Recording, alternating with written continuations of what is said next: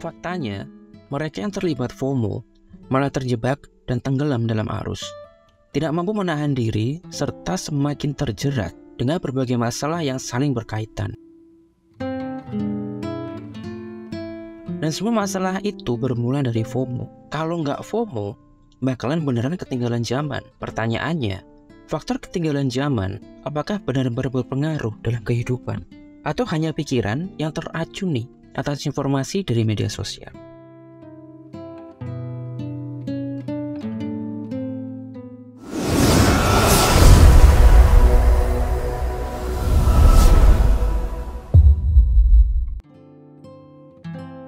Istilah ini udah nggak asing kan ya? FOMO, banyak banget. Baik di media sosial hingga di pergaulan sehari-hari. Mungkin dari sekedar tulisan keluh kesah, kemudian melalui ucapan, hingga pada sikap yang dipengaruhi oleh FOMO. Sebenarnya apa sih FOMO? Mereka yang bilang banyak itu pun sebenarnya udah paham apa belum apa itu FOMO? Atau jangan-jangan cuma sekedar ucap saja?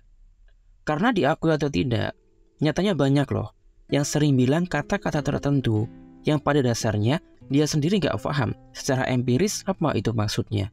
Masih banyak aja kan si paling aktivis yang bahkan nggak tahu apa bedanya parameter dan instrumen. Nah, kamu sendiri bagaimana? Bagi yang sudah paham apa itu instrumen dan apa itu parameter, bantu tulis di kolom komentar ya, biar kami semua ikutan tahu apa yang kamu tahu.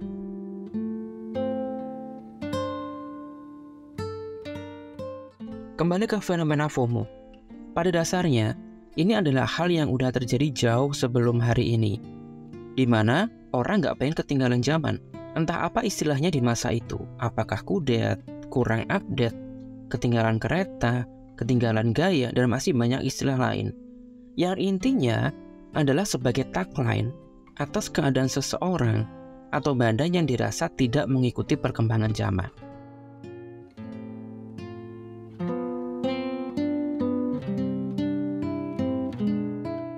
Tapi apakah FOMO emang beneran dibutuhin? Atau FOMO cuma sekedar gaya hidup sesaat yang justru merugikan? Untuk jawab pertanyaan ini, jangan kita hanya semata-mata menjawab iya dan tidak.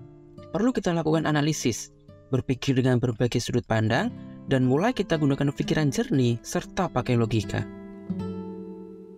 Dilansir dari Wikipedia, menyebutkan bahwa FOMO adalah akronim dari Fear of Missing Out, merupakan perasaan cemas yang timbul karena sesuatu yang menarik dan menyenangkan sedang terjadi. Sering disebabkan karena unggahan di media sosial. Nah, di sini tegas ya, Wikipedia menyebutkan bahwa FOMO disebabkan oleh media sosial. FOMO pertama kali diperkenalkan oleh Patrick McGuinness, seorang penulis asal Amerika Serikat. Patrick beranggapan bahwa waktu itu merupakan era di mana manusia berada di dalam .com bubble. Pendapat itu ia tulis pada tahun 2003 ketika berkuliah di Harvard Business School. Nah, apa itu .com bubble? Jadi, itu adalah fenomena ketika teknologi dan internet sedang berkembang pesat, termasuk kemunculan berbagai media sosial. Misalnya masa itu adalah Friendster, media sosial paling hits di waktu itu. Patrick berpikir akibat kemunculan Friendster dan internet dapat mempengaruhi manusia untuk live to the fullest, alias nggak mau kehilangan momen apapun. Gampangnya gini, setiap kamu ngelihat media sosial, pada dasarnya kamu ngelihat kehidupan orang lain. Entah aktivitasnya, pola hidupnya, kegiatan dia sehari-hari, atau apapun yang mereka pamerkan di media sosial. Dan itulah kemudian muncul keinginan dari dalam diri sendiri untuk bisa mengikuti mereka, atau paling tidak dapat melakukan aktivitas seperti mereka, alias pengen ikut-ikutan, alias pengen kayak mereka, karena memandang mereka adalah yang kekinian banget. Padahal belum tentu juga kan, dan belum tentu itu relevan dengan kehidupan kamu.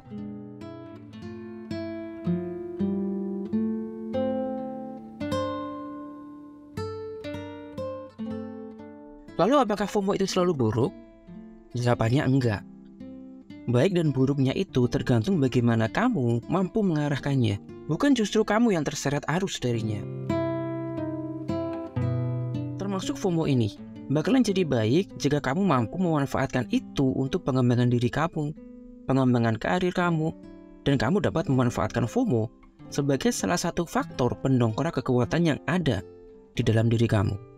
Tapi bakalan jadi ngerugiin banget dan justru jadi senjata makan tuan kalau kamu yang malah terseret arus, justru malah tenggelam dan buta, tak tahu arah, hanya sekedar FOMO, hanya sekedar ikut-ikutan dan tidak punya rencana bakalan ngapain dengan ke-FOMOan itu semua. Oke, kita kaji FOMO dari dua sudut pandang, yaitu sudut pandang positif dan negatif. Dari sisi positifnya, FOMO dapat memacu semangat kita untuk terus maju dan berkembang sesuai dengan kebutuhan zaman. Lihat deh, mereka yang akrab dengan teknologi, mereka yang FOMO dengan perkembangan teknologi, justru lebih banyak dibutuhkan oleh dunia kerja dibandingkan mereka yang gagap sama teknologi. Mungkin ini juga terjadi di tempat kerja kamu, di mana mereka yang akrab dengan komputer, lihat dengan internet, bakalan banyak mendapatkan kesempatan dan biasanya jauh lebih cepat akrab dengan atasan atau rekan kerja lainnya. Dalam batasan tertentu, ini akan sangat baik dalam mendongkrak karir kamu, karena kamu memiliki skill itu, dipandang punya kemampuan yang lebih baik daripada lainnya. Ingat ya, FOMO dalam batasan tertentu justru akan sangat baik, dan yang menentukan batasannya adalah kamu sendiri. Lalu gimana dampak negatif FOMO? Dampak negatif FOMO akan terjadi jika kamu tidak mampu membatasi diri sendiri, tidak kenal dengan batasan diri, sehingga tenggelam dalam arus yang kamu buat sendiri. FOMO boleh, tapi ada batasannya. Ikut-ikutan boleh, tapi juga ada batasannya. Sebut saja namanya Bunga. Di kampus, ia adalah salah satu manusia paling update medsos.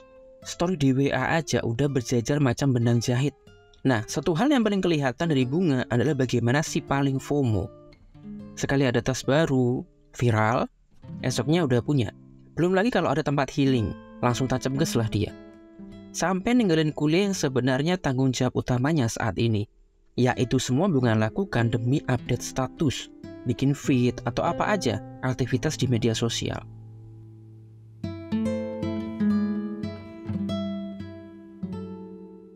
Apa yang dilakukan Bunga tentu menarik dan bikin asik. Tapi kita lihat sisi lain bagaimana cara Bunga untuk melakukan itu semua. Ya betul, Bunga punya aset Instagram.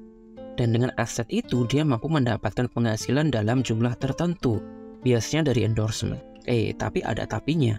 Seluruh penghasilannya itu nggak cukup buat biayain segala pengeluaran. Ya oke sih kalau masih berkilah loh, itu kan penghasilan dari media sosial. Wajar dong jika dipakai untuk akses medsos lagi.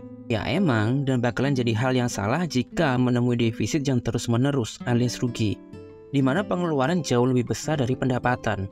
Jangan kalian pikir penghasilan dari endorsement itu selalu besar loh ya. Tentang penghasilan endorsement bakalan kita bahas di episode lainnya. Stay tune di Better Life Indonesia, channel yang membuat cara pikir kamu agar bisa lebih berkembang dan tidak terjebak dalam satu arus. Lalu bagaimana dengan Bunga? Ya, seperti yang sudah kalian pikirkan, si Bunga pun memenuhi segala kebutuhannya atau segala pengeluarannya dengan hal-hal yang bikin geli. Pinjam uang ke teman kuliah, tapi entah kapan balikinnya. Sok-sokan buka peluang investasi, bikin-bikin ide bisnis multi-owner, hingga jeratan pinjol yang saben hari nelpon buat nagih cicilan.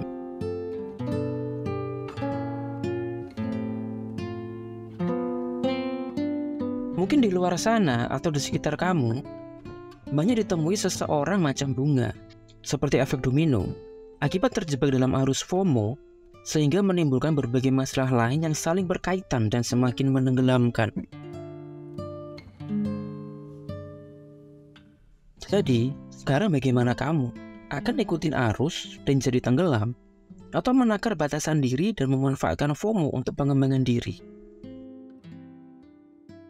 Selanjutnya di Better Life Indonesia.